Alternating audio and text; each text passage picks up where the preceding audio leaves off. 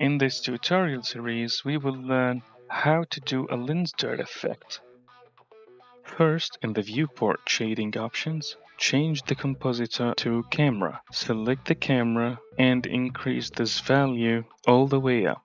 In the compositor, enable use nodes. First, find the emission areas, RGB curves node.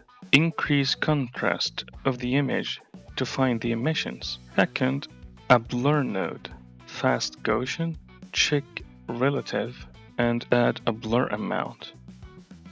Now add exposure node and increase it. Now let's add some lens dirt images to use. You can use one or more. Add the images and combine them together with color mix node and change the mode to add. To scale them down, I will add a scale node.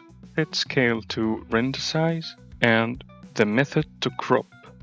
Now to mix all things, add color mix node again and change the mode to color.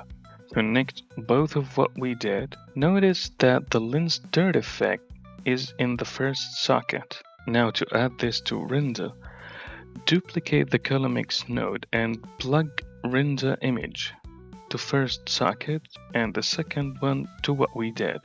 Change blending type to add.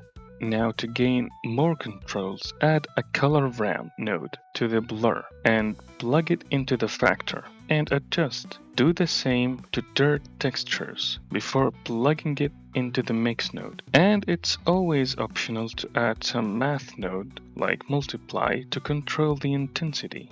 After that, you can add whatever you like to make it more interesting.